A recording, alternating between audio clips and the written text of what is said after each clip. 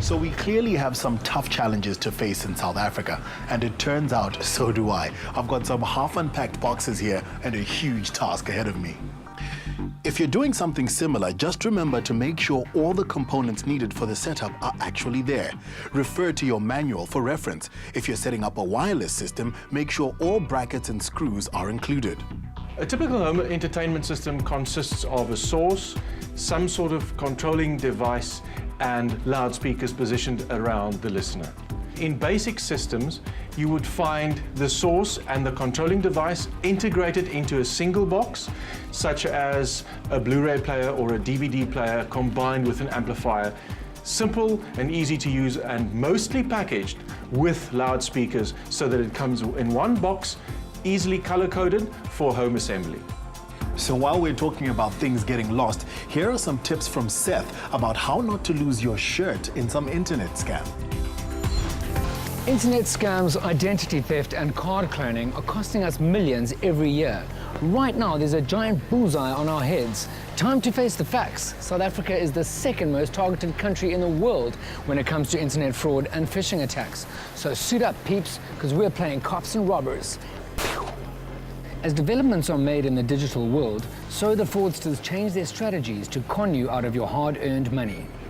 Cybercrime has moved on from those "you just won $1 million" pop-ups, and now criminals are getting smarter, sneakier, and a lot more subtle. I think online scamming is a major problem in South Africa as it is across the world.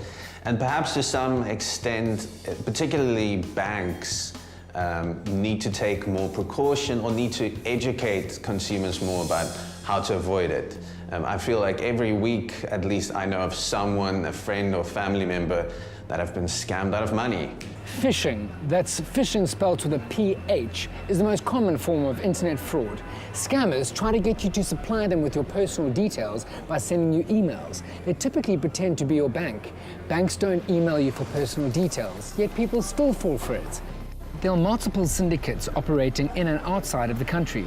Last year, the South African police worked together with the US Homeland Security to arrest 20 people in South Africa and the United States, all connected to one scam. Another common scam is a potential love interest found via dating sites, who ask you to send them money. Money and love never mix well. In fact, wherever money is involved, you've got to be careful. That goes for anything you do on sites like Gumtree and OLX too. Ultimately, you've got to trust your gut. If it feels fishy, it probably is. A good guideline to follow is to make sure that you don't respond to emails or texts or WhatsApp messages from people or numbers that you're not familiar with.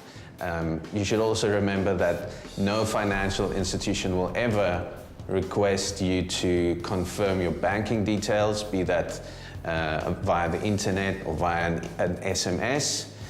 And just always be very vigilant.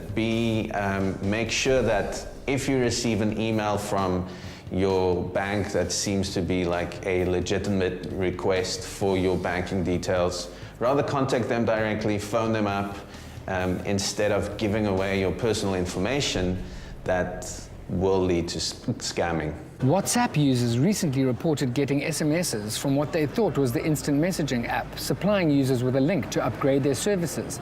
Those who clicked on the link were unknowingly subscribed to a service that cost 7 Rand a day. Apart from exercising common sense and cultivating a streetwise attitude, there are products on the market that help protect you from scamsters. There's an anti-phishing insurance called Fish Shield that offers up to 100,000 Rand back should you lose money due to these scams.